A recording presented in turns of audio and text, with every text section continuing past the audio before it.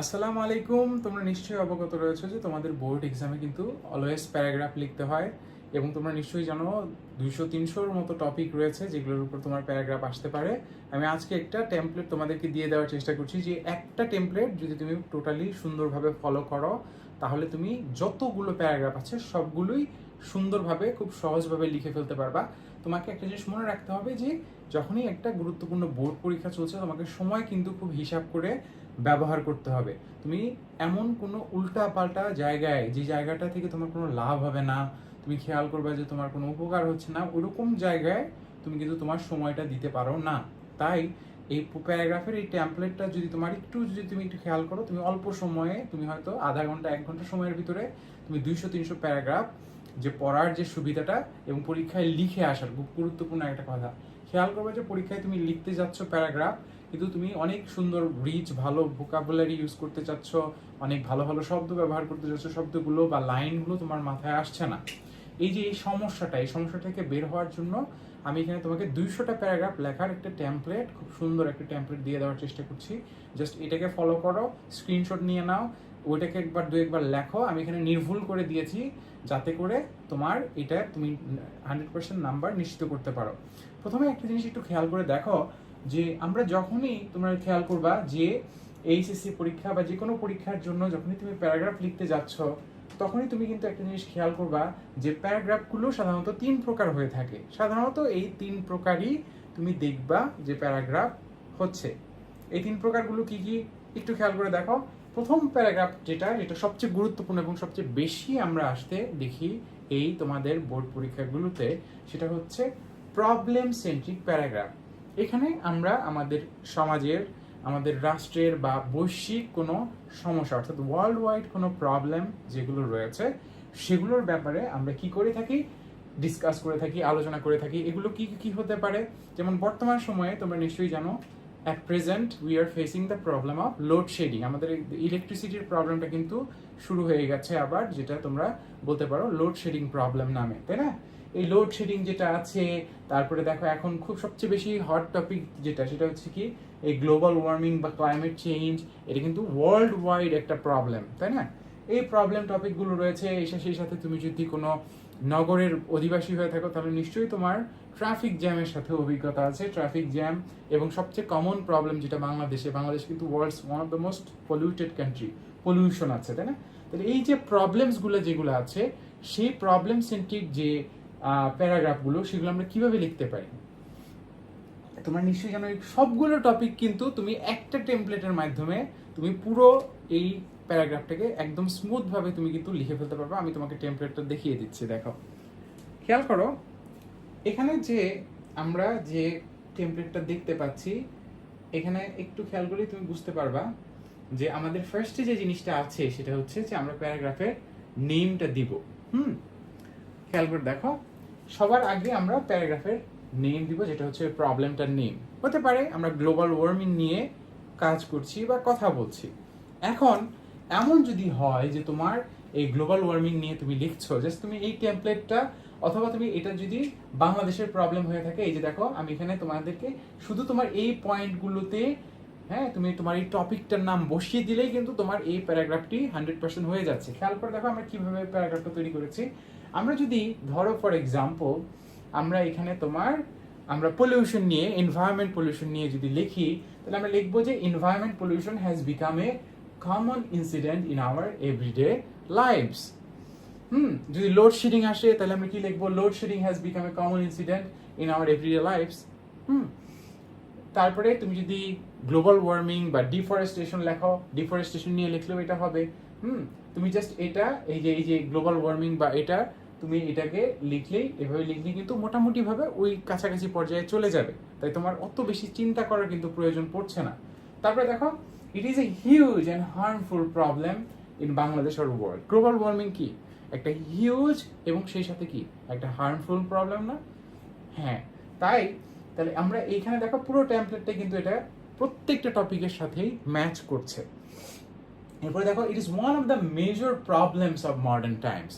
এই যে প্রবলেমগুলো আমাদের মডার্ন এই টাইমে রয়েছে সেগুলোর ভিতরে এটা হচ্ছে কি one of the major problem, সবচেয়ে মেজর যেগুলো আছে সেগুলোর ভিতরে এটা একটা। এরপরে দেখো it is also a topic of discussion nowadays, এটা কিন্তু সবাই এটা নিয়ে কথা বলছে, যেমন গ্লোবাল ওয়ার্মিং নিয়ে আমরা কিন্তু সবাই কথা বলছি, আমরা কিন্তু লোডশেডিং নিয়ে কথা বলছি, আমরা কিন্তু পলিটিক্যাল ক্রাইসিস ইন বাংলাদেশ নিয়ে কথা বলছি, তাই না? তাহলে এটা কি ইট ইজ, এই যে দেখো it is also a topic of discussion nowadays, আজকালকার দিনে এটা সবার আলাপচারিতার বিষয় হয়ে দাঁড়িয়েছে। এরপরে দেখো it is not only a matter for our own country but also for the other countries. Political সমস্যা বা গ্লোবাল ওয়ার্মিং এর সমস্যা বা লোডশেডিং এর সমস্যা এটা কিন্তু শুধু আমাদের দেশে নাই, এটা বিশ্ব জুড়ে আছে। ট্রাফিক জ্যামের সমস্যা বিশ্ব জুড়ে আছে। তো এই পয়েন্টটাও কিন্তু এখানে খুব সুন্দরভাবে ম্যাচ হয়ে গেছে। এরপরে দেখো আবার আমি প্যারাগ্রাফের নামটা লিখবো, এখানে যদি লোডশেডিং দেখি, আমি যদি এখানে গ্লোবাল ওয়ার্মিং লিখি, আমি সব লিখতে পারবো। এই গ্লোবাল ওয়ার্মিং এই যে increasing day by day which is affecting our normal life, okay, তাহলে আমরা এটা লিখতে পারলাম। তারপরে দেখো it is going out of control day by day, isn't it going out of control, এটা কি কন্ট্রোলের বাইরে চলে যাচ্ছে না? অফকোর্স। তাহলে এরপরে দেখো আমরা লিখতে পারি it is becoming a problem for all, সবার জন্যই কিন্তু এটা একটি প্রবলেম হয়ে দাঁড়াচ্ছে। এরপরে we can not think about peaceful and happy lifes without solving this problem, obviously we will have to solve the problem, তাই না? তাহলে আমরা এটা লিখলাম, তারপর আমরা লিখলাম যে dash causes many other problem. ধরো ফর এক্সাম্পল তুমি ট্রাফিক জ্যামের কথা চিন্তা করো, যখন তুমি ট্রাফিক জ্যামের প্রবলেমটার দিকে খেয়াল করবা, একদম স্পষ্টভাবে কিন্তু বুঝতে পারবা যে ট্রাফিক জ্যামের প্রবলেম কিন্তু শুধু ট্রাফিক জ্যামের প্রবলেমের ভিতরেই কিন্তু সীমাবদ্ধ নেই, বরং ট্রাফিক জ্যামের কারণে কিন্তু অনেক সময় রোগীদের মৃত্যু হচ্ছে, আমাদের যে স্বাভাবিক যাতায়াতের যে ব্যবস্থা সেটার ক্ষতিগ্রস্ত হচ্ছে, আর সেই সাথে আমাদের যে ওয়ার্ক আওয়ারগুলো আছে, আমরা যে কাজগুলোতে যে সময়টা প্রোডাক্টিভ কাজে ব্যয় করতে পারতাম, ট্রাফিক জ্যামে আটকে পড়ার কারণে কিন্তু আমাদের সেই প্রোডাক্টিভ আওয়ার্সগুলো বা প্রোডাক্টিভ টাইমগুলো নষ্ট হয়ে যাচ্ছে। তো তাহলে এই যে দেখো ইট কজেস আদার প্রবলেম, এই প্রবলেমটা কি অন্য কিছু প্রবলেম জন্ম দিচ্ছে না? হ্যাঁ, তো এটাও তো ট্রু। ঠিক আছে, এই যে causes many other problems in our country, I personally think that man is mostly responsible for it. এই যে গ্লোবাল ওয়ার্মিং এর সমস্যা, এটার সবচেয়ে বড় দায় কার? নিশ্চয়ই মানুষের। এই যে ডিফরেস্টেশন বা বন নিধনের যে কার্যক্রম চালানো হচ্ছে, এটার রেসপন্সিবিলিটি কার? মানুষের। এই যে ট্রাফিক জ্যাম হচ্ছে, এটার রেসপন্সিবিলিটি বা দায় কার? মানুষের। তারপরে তুমি যদি চিন্তা করো লোডশেডিং এর সমস্যা, এটা কার? মানুষের। নিশ্চয়ই মানুষই যে তার যে সঠিক ব্যবস্থাপনা আছে, সেই ব্যবস্থাপনাটা যদি ঠিক মতো করতো তাহলে কি কারেন্টের সমস্যা হতো না কিন্তু। তাহলে আমরা জাস্ট এই ট্যাম্পলেটটা তোমরা যদি স্ক্রিনশট নিয়ে নাও, এটাকে জাস্ট এটা যেখানে যদি প্রবলেমটা বসিয়ে দাও, তাহলে কিন্তু তোমার অনেক হ্যাসেল প্যারা থেকে তোমাকে বেঁচে যেতে পারছো। তুমি জাস্ট এটাকে তুমি লিখে নাও, এইটা মনে রাখো, এইটা জাস্ট তোমার যদি মাথায় থাকে, জাস্ট তোমার একবার দুইবার তুমি লিখে নিলেই তুমি দেখবা যে এই 200-300টা প্যারাগ্রাফ তোমার হয়ে যাবে। চলো আমরা পরের পার্টে চলে যাচ্ছি, আরেকটু পার্ট আছে। ওকে, দেখো এরপর আমরা আরো কিছু জিনিস অ্যাড করতে পারি, সেটার ভিতরে দেখো কি আছে। দো it is very difficult to solve this problem totally from our society, we will have to try to solve it at any cost. সবগুলো প্রবলেমই তো ডিফিকাল্ট, তাই আমাদের এগুলো সলভ করতে হবে at any cost. Without solving this acute problem people can not get relief. মানুষ কি relief পাবে এই প্রবলেমটা যদি সলভ না হয়? So without solving this acute problem, people cannot get relief. Everybody wants a good solution to this problem. In our country or in global worldwide, proper steps should be taken to prevent as soon as possible. খুবই সুন্দর একটা line, তাই না? Proper steps should be taken as soon as possible. এরপর দেখো, it is possible to remove this problem by creating public awareness. You can also write it is possible to solve this problem by creating public awareness. জনসচেতনতা তৈরি করার মাধ্যমে কি আমরা প্রবলেমটা solve করতে পারি না? অবশ্যই পারি। তাহলে পাবলিক অ্যাওয়ারনেস আমাদেরকে কিন্তু এখানে বিপুল পরিমাণে অত্যন্ত বড় পরিসরে হেল্প করতে পারে। So it is possible to remove this problem by creating public awareness. Then we all should work jointly against this problem. The government as well as conscious people can play a vital role in this regard. We hope that we will be able to overcome this problem in the days to come. এই প্রবলেমটা solve হবে কবে? ভবিষ্যতে যে দিনগুলো আসছে সেগুলোতে। So we should be more active to get a better solution. ব্যাপারটা বুঝতে পেরেছো? দেখো প্রত্যেকটা প্রবলেম্যাটিক যে ইস্যু আছে, বিষয় আছে, সবগুলোই কিন্তু তুমি জাস্ট এই টেমপ্লেটটা ফলো করেই জাস্ট এই প্যারাগ্রাফটা যদি তুমি 2 বার 3 বার লেখো, তোমার যদি একদম জিরো ভোক্যাবস থেকে থাকে বা তুমি একদমই প্যারাগ্রাফ লিখতে পারো না, জাস্ট এইটা 2-3 বার লিখলেই কিন্তু তুমি 200-300টা প্রবলেম কেন্দ্রিক যে প্যারাগ্রাফগুলো যেগুলো আছে সবগুলোই তুমি কিন্তু পেরে যাবা। এর পাশাপাশি চলো আমরা আরেকটু একটা বিষয় নিয়ে কথা বলি যেটা তোমার জন্য খুব গুরুত্বপূর্ণ। অন্য প্যারাগ্রাফগুলোর ক্ষেত্রে তোমরা কি করবা, চলো সেটা নিয়ে আমি কিছু আইডিয়া দিয়ে দিই। খেয়াল করে দেখো, এখানে আরেক 2 টাইপের প্যারাগ্রাফ আছে। এখন দেখো, একটা হচ্ছে তোমার সায়েন্টিফিক থিংস এর উপরে, বিজ্ঞান ভিত্তিক যে জিনিসগুলো, যেমন বর্তমান সময়ে আমরা চ্যাট জিপিটির সাথে পরিচিত হয়েছি, তাই না? সেটি কি? সেটি হচ্ছে আর্টিফিশিয়াল ইন্টেলিজেন্স বা এআই এর একটি খুব গুরুত্বপূর্ণ বিষয়। তো এই সায়েন্টিফিক যে বিষয়গুলো আছে সেগুলো নিয়ে আমরা এখানে আলোচনা করতে পারি। ঠিক একইভাবে তোমরা দেখো যে এখানে আমার অন্য যে বিষয়গুলো আছে, ফর এক্সাম্পল ইন্টারনেট আছে, স্যাটেলাইট আছে, এই জিনিসগুলো, এগুলো কিন্তু এগুলোর ব্যাপারেও কিন্তু আমরা অনেক জেনারেলাইজ আইডিয়া জানি যে এগুলো প্রত্যেকটাই হচ্ছে কি, যে কন্ট্রিবিউশন অফ মডার্ন সায়েন্স। আমরা জাস্ট এই একটা লাইন কিন্তু পেয়ে যাচ্ছি। তারপর we should use it for our own good. আমাদেরকে এই প্রত্যেকটা প্রযুক্তি দেখো, internet, satellite, AI, cellular phone, dish antenna, computer, email, প্রত্যেকটাই কিন্তু আমাদের ভালো কাজে ইউজ করা উচিত। এবং এগুলোর যে খারাপ এফেক্ট, ব্যাড যে ইম্প্যাক্ট যেগুলো, এফেক্ট যেগুলো আছে সেগুলো থেকে আমাদের কিন্তু কি থাকা উচিত, দূরে থাকা উচিত। We should refrain from the bad uses of AI, we should refrain from the cellular phones bad usages, তাই না? প্রত্যেকটা যে খারাপ যে ব্যবহার আছে সেগুলো থেকে আমাদের দূরে থাকা উচিত। সো আমরা এই পয়েন্টগুলো কিন্তু লিখে দিতে এই টপিকগুলো কভার করে ফেলতে পারবো খুব সহজেই। এরপর দেখো পার্সোনালিটিটা, এটাও কিন্তু খুব সহজ। এখানে কি আছে, ধরো ফর এক্সাম্পল ডক্টর মোহাম্মদ ইউনুসকে নিয়ে আসতে পারেন। ডক্টর মোহাম্মদ ইউনুস তিনি কি করেছেন, তিনি অসাধারণ একজন অসামান্য ব্যক্তিত্বের একজন লোক, তাই না? Is a ideal person, I follow this person, YONO.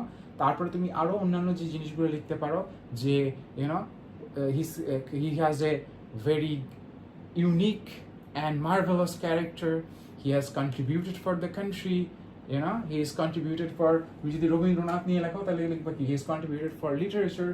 তুমি যদি কাজী নজরুল নিয়ে লেখো তখন তুমি লিখবা he has contributed to literature, he has contributed for the country, he has contributed for the people, he is revered by all, তাকে সবাই খুব ভালোবাসে। তো এই সেম পয়েন্টগুলো কিন্তু বারবার ঘুরে ফিরে আসবে এবং তুমি তাকে ফলো করো, তুমি তার জীবনী পড়েছো, আই স্টাডিড হিজ বায়োগ্রাফি। এভাবে কিন্তু তুমি জাস্ট এই টেমপ্লেট কয়েকটা আইডিয়ার উপর ভিত্তি করেই তোমার প্যারাগ্রাফের এই 200-300টা প্যারাগ্রাফ তুমি একদম সিম্পলি যে টপিকটাই দিক না কেন, জাস্ট তুমি ওইটার এই অ্যাসপেক্টগুলো, এই সাইডগুলো লিখে খুব সহজেই কিন্তু তুমি এখানে প্রচুর পরিমাণ নাম্বার তুলে ফেলতে পারবা। সো এই প্যারাগ্রাফের এই করো। আরেকটা কথা বলে রাখছি, যেটা তোমরা যারা আমার চ্যানেলের নতুন এসেছো অবশ্যই আমার অন্য ভিডিও দেখো, সেখানে আমি তোমার ইংলিশের সাজেশনস বা ইংলিশের উপরে অন্য যে আইডিয়াগুলো আছে, ভোক্যাবস আছে, সেই সমস্ত আপডেটসগুলো দিয়ে দেওয়ার চেষ্টা করব।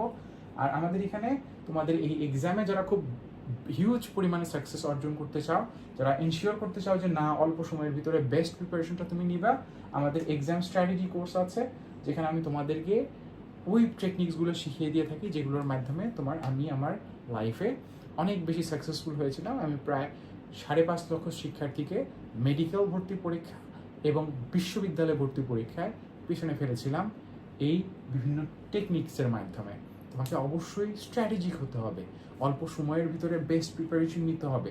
এই সময় তোমাকে সচেতন হতে হবে, দুশ্চিন্তা করা বাদ দিয়ে কিভাবে তুমি ভালো করতে পারবা। একটা জিনিস মনে রাখবা, এইচএসসি পরীক্ষা কিন্তু খুবই মারাত্মক একটি পরীক্ষা। যদি একবার পরীক্ষা খারাপ হয়ে যায় তুমি কিন্তু বিশ্ববিদ্যালয়ের আঙিনা বা তুমি কোনো জায়গায় কিন্তু যেতে পারবা না। এবং এইচএসসি পরীক্ষার আগ পর্যন্ত তোমার জীবন কিন্তু একরকম ছিল, এরপরে কিন্তু একরকম হবে। আমি তোমাদেরকে একটা স্টুডেন্টের ঘটনা বলি। আমারই একটা স্টুডেন্ট ছিল, ও আমাদের একটা প্রোগ্রামে এসেছিল, ও পরে জিএসটিতে চান্স পেয়েছে। তো এই স্টুডেন্টটার তোমার মা বাবা সুদীর্ঘ 12 বছর ধরে ওকে লালন পালন করেছে এবং যখন ও চান্স পায় নাই প্রত্যেকটা দিন ওর নিজের মা বাবাই ওকে কিন্তু তোমার বিভিন্নভাবে অপমান করেছে, বিভিন্নভাবে লাঞ্ছনা করেছে এবং সে মানসিকভাবে এতটাই বিপর্যস্ত হয়ে গেছে যেটা আমি তোমাদেরকে ভাষায় প্রকাশ করতে পারবো না। কারণ দেখো, ভার্সিটির আগ পর্যন্ত তোমার জীবনটা কিন্তু একরকম থাকে এবং যখন তুমি ভার্সিটিতে আসো তখন কিন্তু পরিস্থিতিটা আরেক রকম হয়ে যায়। এবং এই যে এইচএসসি পরীক্ষাটা তোমাদের জন্য আমি এই ভিডিওগুলো কেন তৈরি করছি, এর কারণটা হচ্ছে আমার ভেতরে একটা ভয় আছে, যেটা যে এই পরীক্ষাগুলো যদি তোমরা একটু খারাপ করে ফেলো তাহলে কিন্তু দেখা যাবে যে অনেকেই তোমরা ভার্সিটিতে যেতে পারবে না। আর যদি চান্সও পাও পেছনের সারির ভার্সিটিগুলোতে পড়ে তো তোমার অনেক ক্ষতি হবে। তুমি ওগুলোতে যাবা আসবা, তোমার অনেক কষ্ট হবে, ঠিক আছে? ভালো একটা ইউনিভার্সিটিতে তুমি যদি না চান্স পাও তাহলে কিন্তু তোমার লাইফে, ভালো একটা মেডিকেল কলেজে তুমি যদি না চান্স পাও তাহলে কিন্তু অনেক প্রবলেমস, কষ্ট তোমার ফেস করতে হবে। এবং সবচেয়ে বড় যে সমস্যা আমি বলবো যেটা, যে ইন্টারমিডিয়েট পর্যন্ত তুমি কিন্তু বলতে পারতে যে আমি এখানে পড়েছি, হ্যাঁ আমি এখানে পড়েছি, তোমার একটা পরিচয় ছিল। কিন্তু এরপরে যদি তুমি চান্স না পাও, এই যে ওই ছেলেটার ঘটনা যেটা বলছিলাম, ও কিন্তু পরিচয় দিতে পারে না কারোর কাছে। অনেক শিক্ষার্থীরা দীর্ঘ 2 বছর 3 বছর ধরে ঘর থেকে বের হয় না, কেন জানো? এই যে পরিচয় দিতে পারে না, কোথায় চান্স পায় না। তাই এই জন্য যারা তোমরা চান্স নিশ্চিত করতে চাও, বুয়েটে তুমি হয়তো ভর্তি পরীক্ষা দিবা, মেডিকেলে ভর্তি পরীক্ষা দিবা, তুমি ইউনিভার্সিটিতে ভর্তি পরীক্ষা দিবা, আমি মেডিকেল এবং ইউনিভার্সিটি দুটো জায়গাতেই চান্স নিশ্চিত করেছিলাম। এবং আমি তোমাকে এই স্ট্র্যাটেজিগুলো, কৌশলগুলো দিয়ে দিব যে কীভাবে তুমি জিনিসগুলো করবা। প্লাস আমি তোমার সাথে পার্সোনালি কথা বলে আমার অভিজ্ঞতাগুলো, আমি কীভাবে চান্সগুলো নিশ্চিত করেছিলাম সেগুলো আমি তোমাকে শিখিয়ে দেওয়ার চেষ্টা করব, যাতে করে তোমার এই যে কঠোর সময়টা, এই সময়টায় তোমার কোনো কষ্ট না হয়। তাহলে তুমি এই ভিডিওগুলো দেখো, আমার চ্যানেলের অন্য ভিডিওগুলো দেখো, তোমার পরীক্ষা ইনশাল্লাহ অনেক ভালো হবে, ঠিক আছে? আর মাথা ঠান্ডা রাখো, পরীক্ষার সময় সবচেয়ে গুরুত্বপূর্ণ জিনিস হচ্ছে মাথা ঠান্ডা রেখে খুব সুন্দরভাবে প্রিপারেশন নাও, ওকে? আর যদি তোমার এই আইডিয়াগুলো বুঝতে আরও সমস্যা হয়, তুমি আবার একটু রিক্যাপ করে আমার ভিডিওটা দেখো। তোমাদের সবাইকে অসংখ্য ধন্যবাদ জানিয়ে শেষ করছি। আল্লাহ হাফিজ।